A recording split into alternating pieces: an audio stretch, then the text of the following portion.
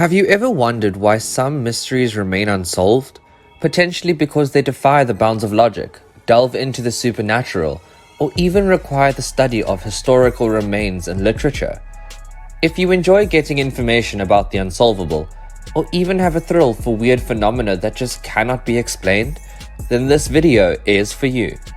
We'll be looking at the top 10 creepiest unsolved mysteries that cannot be explained.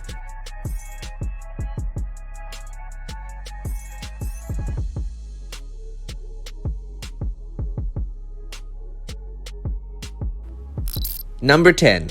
The Mummy That Wasn't. Back in 2000, Pakistan, Iran, and Afghanistan battled for ownership of what they believed to be the mummified remains of a 2,600-year-old Persian princess. The mummy was found by police during a raid of the Baluchistan chieftain home in Quran, Pakistan, and was to be sold on the black market for millions. When she was discovered, the mummy's head was adorned with a golden crown, and there were gold ornaments in her coffin. You know, because she literally was a princess. However, not everyone was convinced that the mummy was the real deal. It was revealed that the coffin that she rested in was not as old as her remains were believed to be, and that the mat that she was laid on was possibly a mere 5 years old. The Persian mummy was now believed to be the body of a 21-year-old female murder victim. Her neck, jaw, and back were broken. What an escalation of current events, right? Finally, it was confirmed with the help of radiocarbon testing that the victim had died in 1996. The mummy was buried in 2005 without the victim ever being identified. Number 9. The Big Grey Man of Ben Macdui. Known in Scotland as Amherst Moor, the Big Grey Man of Ben Macdui is a cryptid similar to the Yeti or Bigfoot. He is said to be found on Ben Macdui, the largest peak in the Cairngorm Mountains, and it first became more than a local legend in 1889 when Professor Norman Colley allegedly saw it.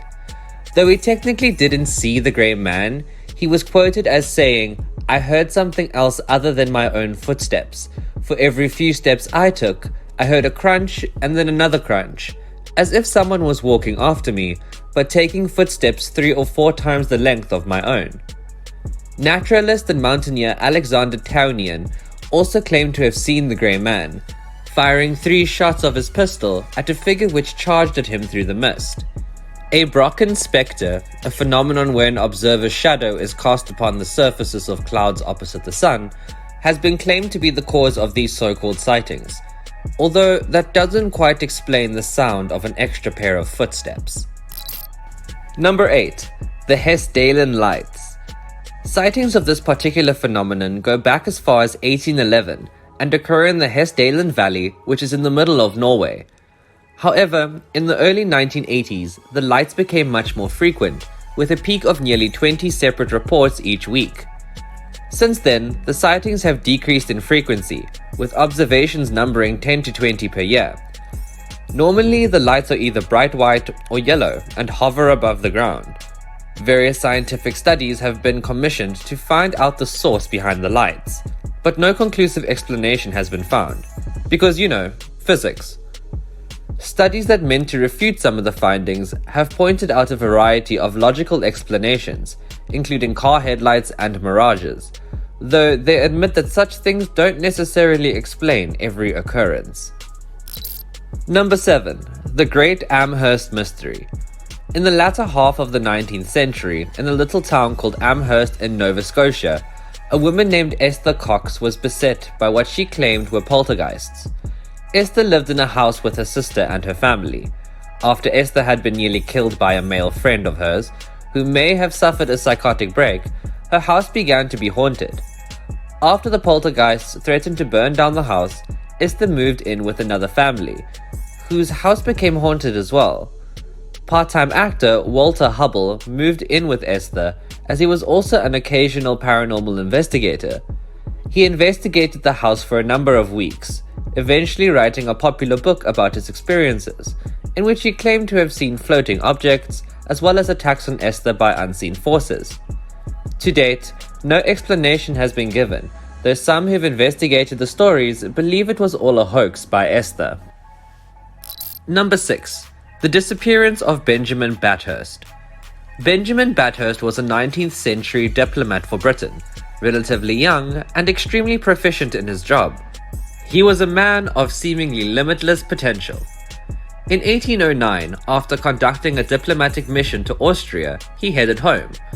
When the time had come to leave the inn at which they had stopped, Bathurst walked out the door with his companion Kraus, allegedly following afterward, only seconds behind. However, when Kraus got outside, Bathurst was gone, never to be seen again. Kraus himself eventually made it to England weeks later and told Britain officials of Bathurst's disappearance.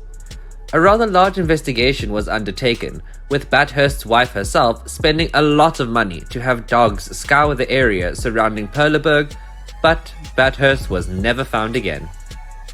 We've reached the midway point of the video. Don't forget to like the video and subscribe to our channel if you are enjoying the video so far. Whilst you're at it, hit that notification bell to stay in the loop on all of our new videos. Number 5. The Aurora Incident. Aurora is a sleepy town in Texas, just northwest of Dallas, but it has one rather large claim to fame. On April 19, 1897, a cigar-shaped flying object, which had been spotted a number of times in the weeks prior, crashed near the village, killing its pilot.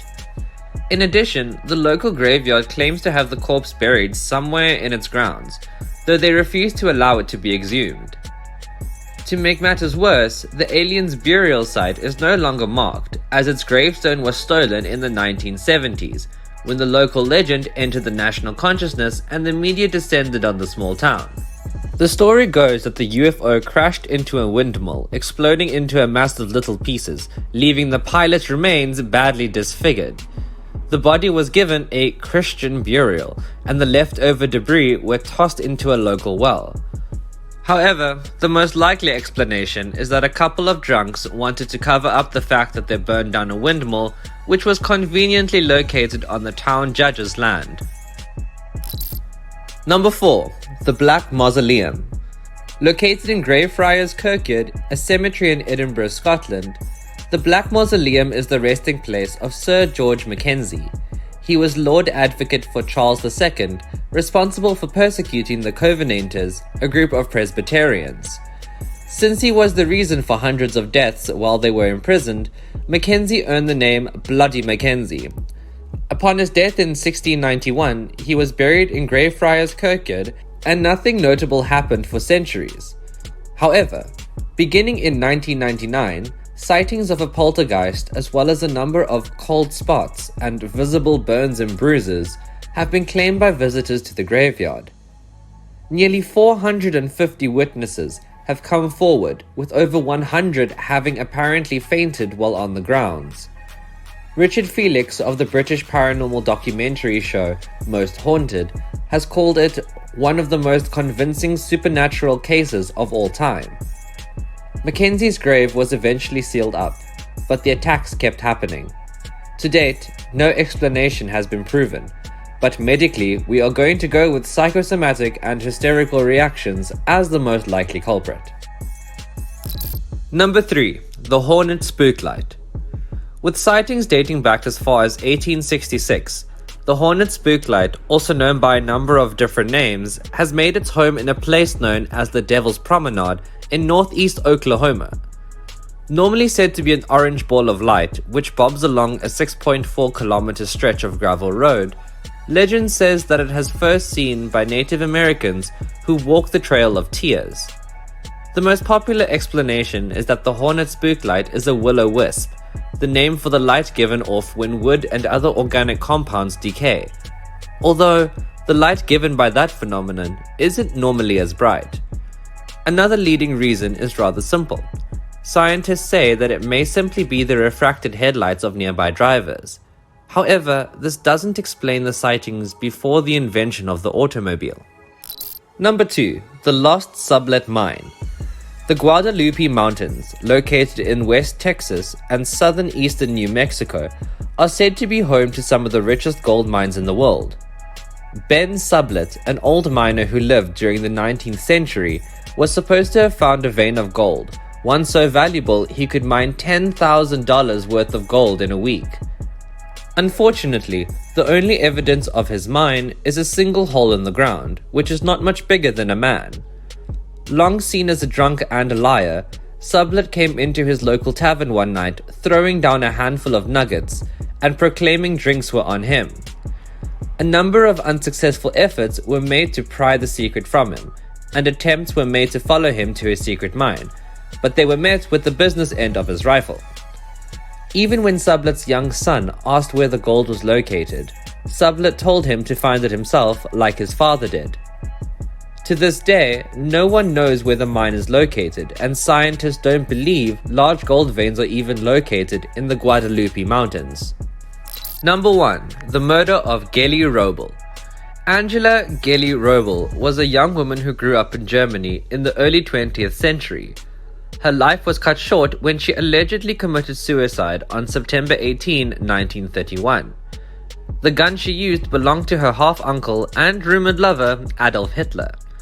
Known as Uncle Ali to his niece, Hitler entranced the young woman with his celebrity, since they first became involved just as the Nazis were rising to power.